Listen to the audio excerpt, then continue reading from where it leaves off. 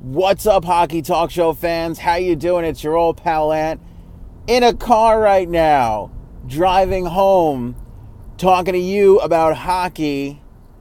If I survive this, actually, if you see this online, that means I made it home. I hate to I don't want to spoil the ending for you, but if you see this, it means I made it home and I uploaded it on time, unless somebody rolled me into a stretcher and I uploaded it there. But the show comes from Long Island. I know I'm going to be sitting in traffic, which I'm looking at right now. And I thought that this would be a good time to do a hockey talk show for you. Now, let me explain about why this is not live, and then we're going to get totally into the day's news, mainly focusing on the Carolina Hurricanes and Ron Francis and organizations in general, give you a little bit of my experience working in the National Hockey League for the New York Islanders on how teams are organized. So even if you're not a Carolina Hurricanes fan, I think you'll find some value in this pre-recorded show. But before we get to the Hurricanes and Ron Francis and Tom and the whole situation, reason why we're doing this is being recorded at 5:30 on Thursday. I am coming home from the Apple store. Look at that computer right there.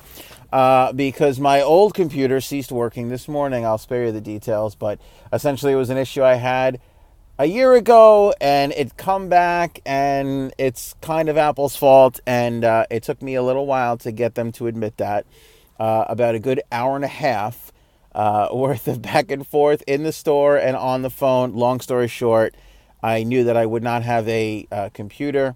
I basically ate up most of my day, and I do have some other things to get to, so I thought, while I'm sitting in traffic, I might as well pass along my thoughts on the day's news in the hockey world. And so here it is. Ron Francis, in the most bizarre firing / promotion / get out of my way / please don't leave, is now the president of hockey operations for the Carolina Hurricanes and no longer the general manager, which he was. There's a couple of interesting things here, and what I find really interesting is in broadcast school they tell you, and by the way, I hope the audio is okay. I'm using the old Apple. I mean, really, I'm a mess right now. But I hope this is okay. But in broadcast school, they tell you, you pick a side, you pick a direction, and you go with it. The reason why two-man shows work so well is because, guy A can pick side A and guy B can pick side B. That's why a lot of times they'll put a liberal guy on with a conservative guy, and now you have a show, right? That's kind of the way it works. Fighting on shows is always good. Now, luckily for myself, I kind of have more than one voice going in my head, so I find it pretty easy to argue with myself.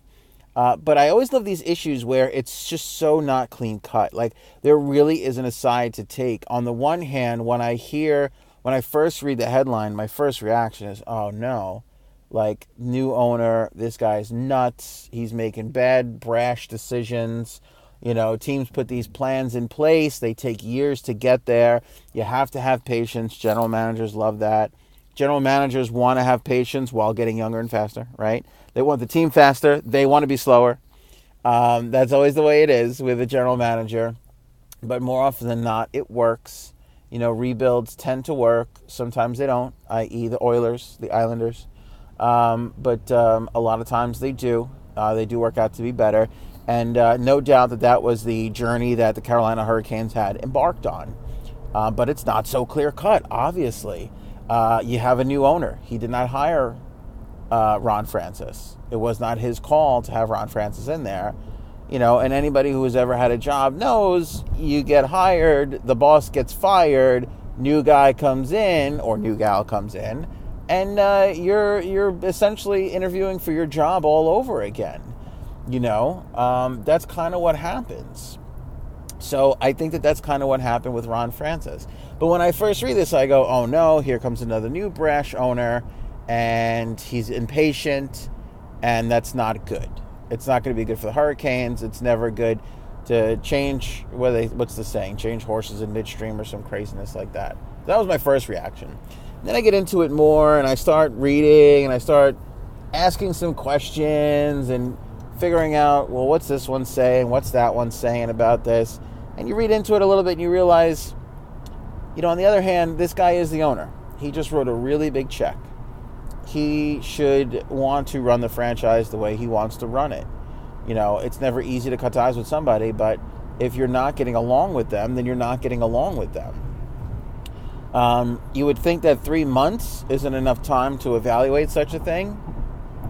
But, if that's the way he feels, if he comes to that decision, general managers will always tell you this, that when they come to the decision that the coach is ineffective, it's time to fire the coach.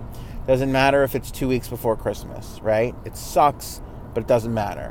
When the coach loses his job, he loses his job. It's better to get it over with and not drag it out. Any manager will tell you that. Same thing with any player. It's nice to have players. They're with you for a long time, all this and that. When it comes time to the players not playing up to expectation, it's time to cut them. It's time to move on. It's not going to help anybody to let them stick around for another year. They'll ruin they'll ruin your team. They'll ruin the end of their career, whatever it is. Sometimes it's so easy to just cut ties and move on. So I think about that too. I think, oh no, brash owner, but wait a second, it is his team.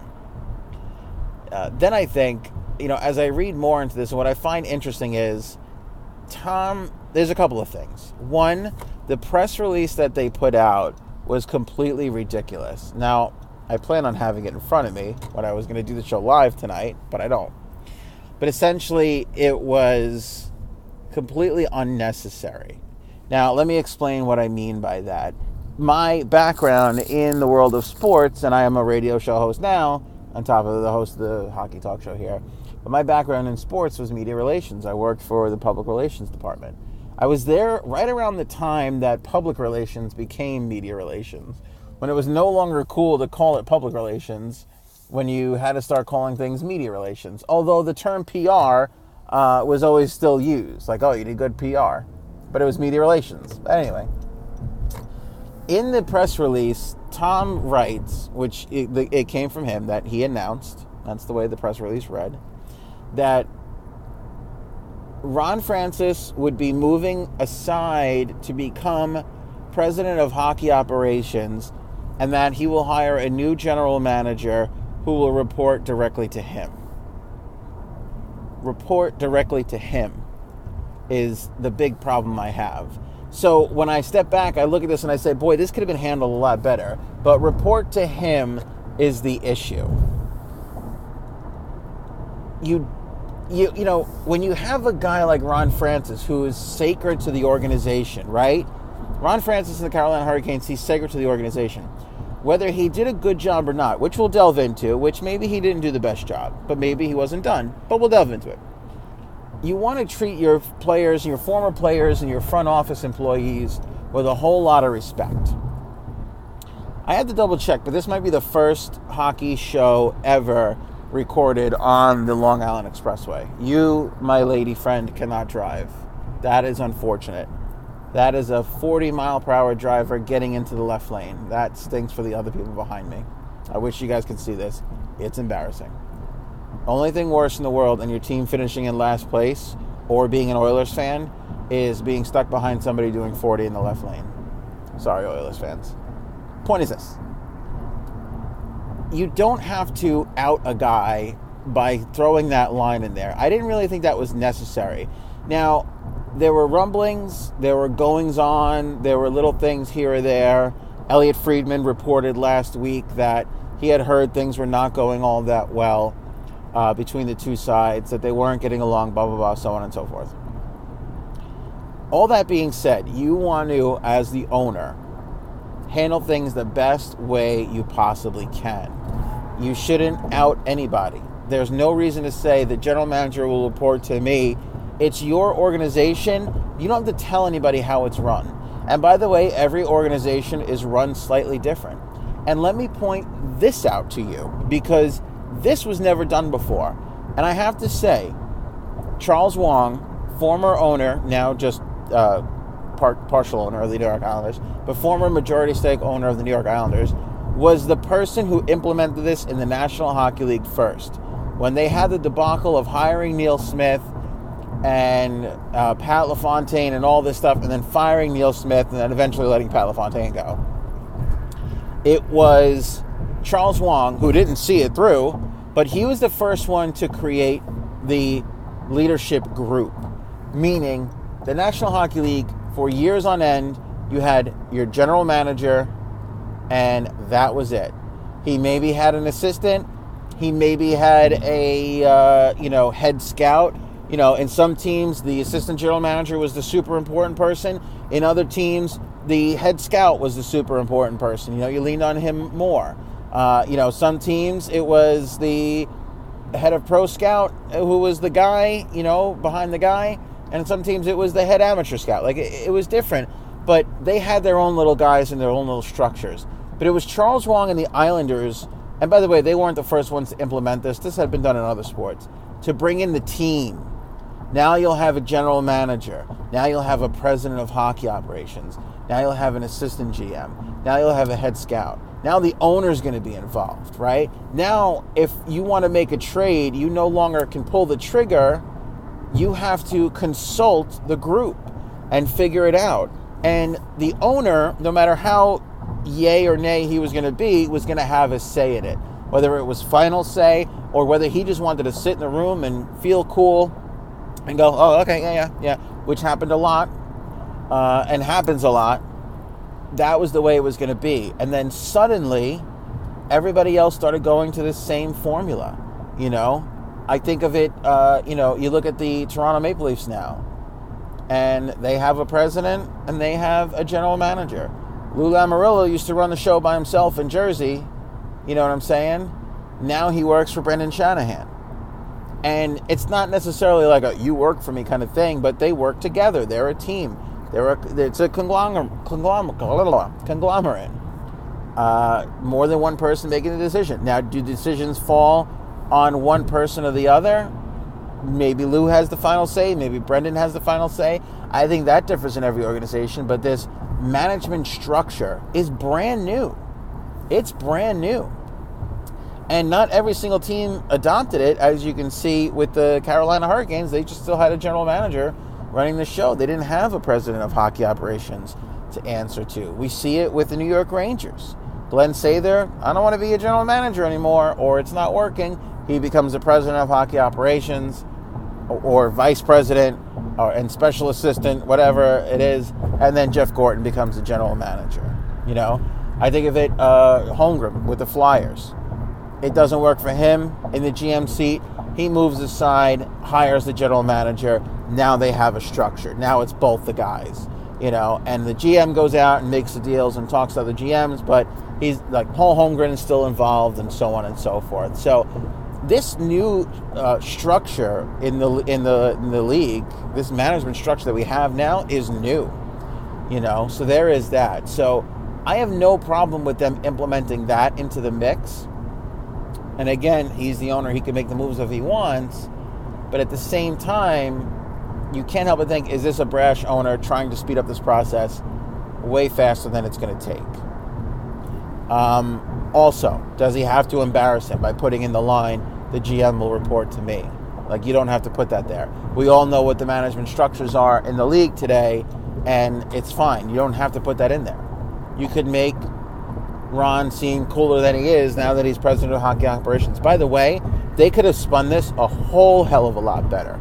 They could have spun this and had Ron come out and say, look, I've been the GM. I don't know if it's working. Time is here. It's time to turn over a new leaf. I want to turn over a new leaf, blah, blah, blah. I don't honestly in my heart think that Paul Holmgren wanted to stop being the general manager of the Flyers. I'm not sure if Glenn Sather really did. I think he's kind of getting old and wanted to lessen his workload, but not really fully retire. So that one to me seemed fine. I could be wrong about it. Again, this is just opinion from an outsider. But I think Paul Holmgren didn't really want it. It kind of happened for him at a bad time. Sather, it wasn't the worst time in the world, but because it happened a season or two ago, a season and a half, whatever it was. But it looked like Sather made the decision. Holmgren, although I feel like he did it, it looked like he made the decision. Ronnie Francis has no chance to save face here, and that sucks. Because you don't want to treat your legends and your front office people like that, like they're garbage, and that they can just be tossed aside. That doesn't create a good work environment. And I'm going to go back and forth in defending Tom and defending Ron. The Tom and Ron defense. to defend Tom, Ron Francis, and I looked this up. And honestly, I looked it up while I was waiting in the Apple store arguing with them. So forgive me if this is not 100%, but I'm fairly certain that Ron Francis in 4 years never made a player-for-player trade. Not in 4 years. That is incredibly bizarre.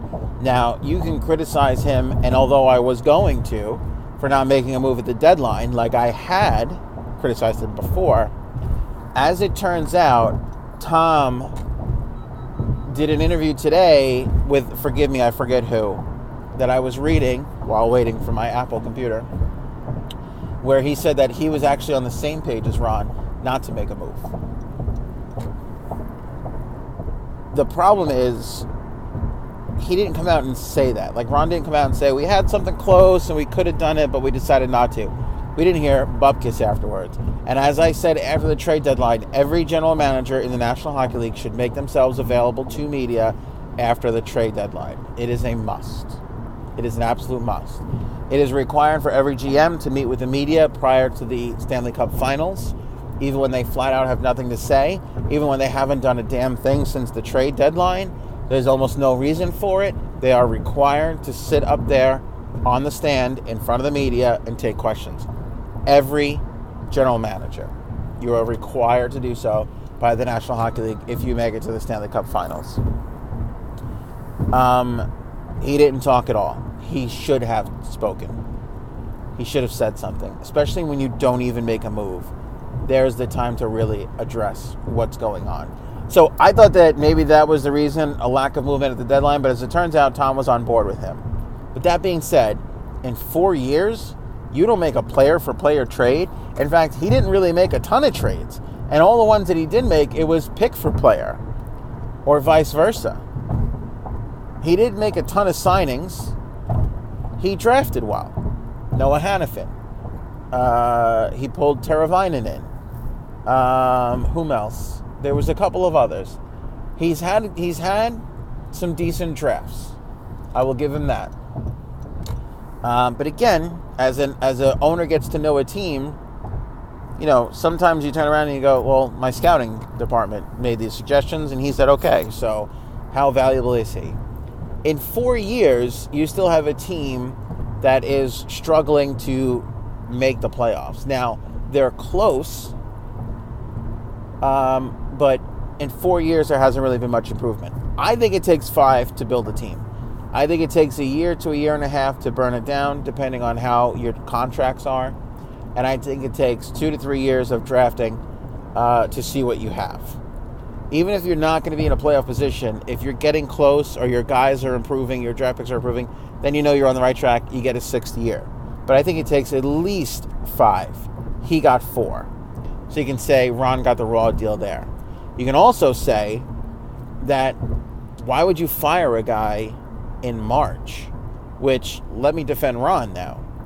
Why would the hell would you fire a guy in March? Your team is 4 points out of a playoff spot. Like, what if they go on a run? Now, it doesn't look like they're going to go on a run, but what if they did? It's very conspicuous. Like, if you feel, and again, I just said, once you feel like they've lost it, get them out. So I get it. But, on the other hand, you're a few weeks away from the season being over. You could have let Ron go. You could have gave him the opportunity to figure out what he wanted to do. You know, you could have let him come out and make the statement at the end of the season, locker room clearing day. Hey, look, I think I'm going to step aside and let some new blood come in here and figure it out. You could have done all that stuff, and he didn't do that. I feel like overall Tom was a little disrespectful in how he approached this and announced this. But at the end of the day, it's his team. He gets to do what he wants. But you hope for the fans' sake that he does the right thing and that you don't have another owner in place that's crazy.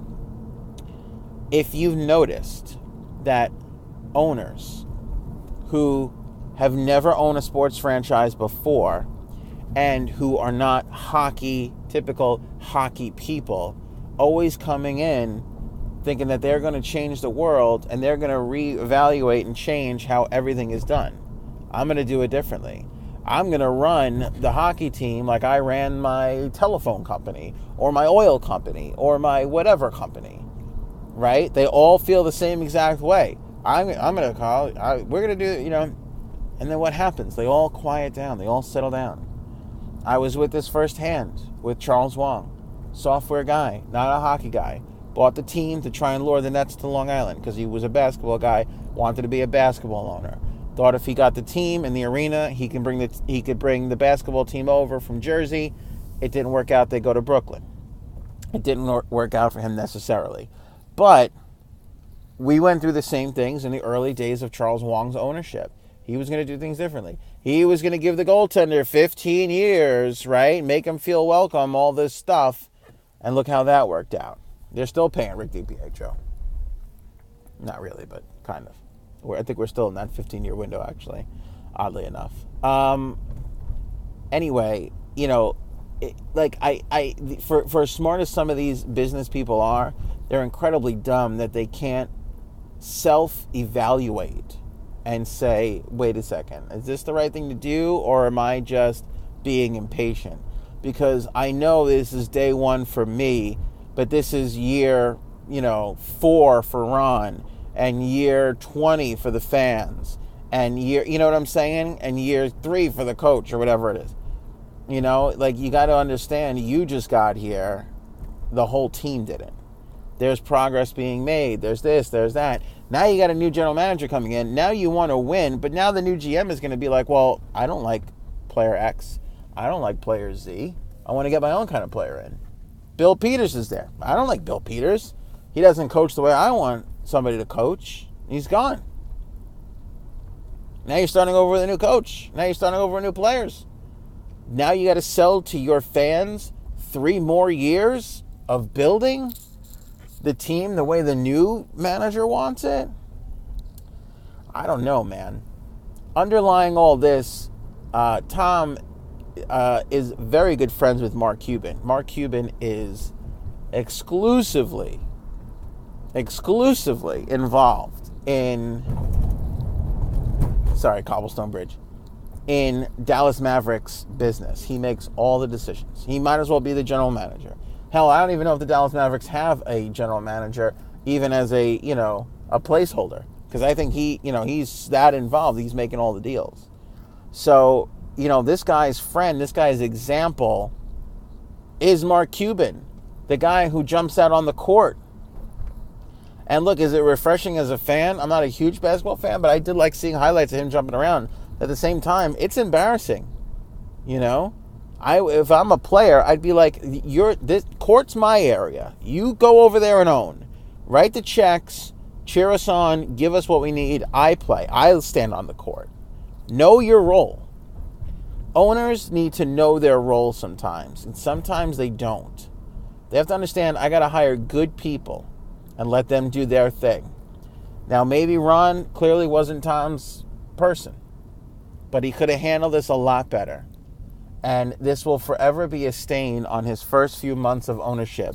Him writing that press release saying the GM will report to me. That could not be a more, again, coming from the world of public relations and radio, they teach you, say it in the least amount of words possible. Say it if you can say it in 5 words instead of 7, say it in 5 words. Stand-up comics. If you can say it in 10 seconds instead of 12, say it in 10 seconds.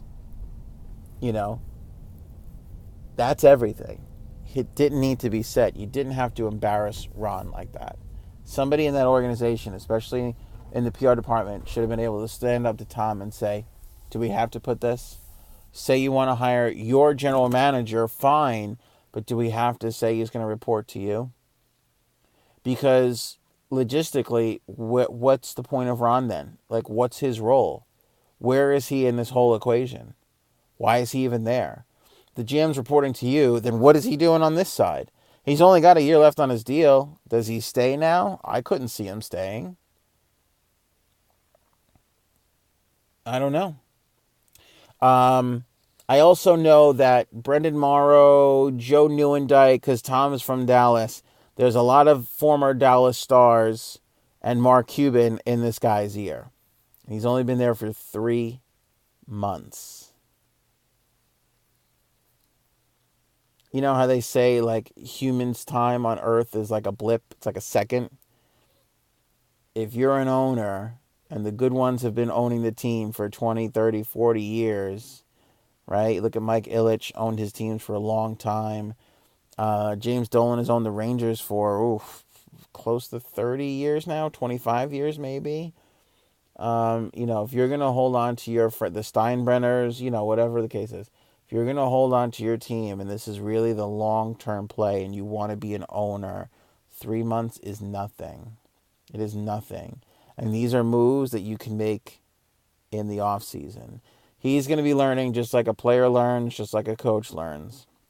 So give him a little credit there that he's going to be learning. But he's got some ears. He's got some people in his ear. He was a little disrespectful.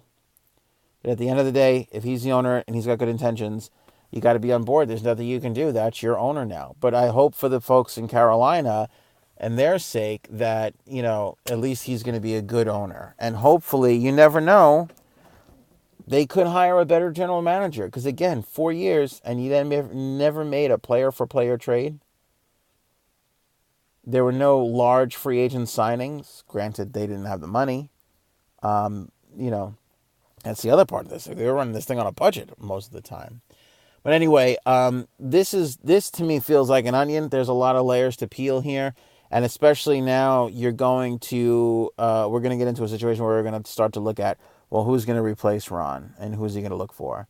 And how long is it going to take him to get in here and figure out his scouting staff and how he wants to run the organization from his standpoint. So there's going to be a lot to look at. I'm sure we'll continue this on the next episode. I also do find that it's very ironic that before a coach got fired in this season, we have a general manager being fired. That's pretty peculiar to me. That almost never happens. I'm struggling to find a year where we went through an entire NHL season and a coach wasn't fired. You'd probably have to go back to when there were 12 teams, honestly, you might have to go back that far. That's unheard of. And then the other part of this is, who's the next to go?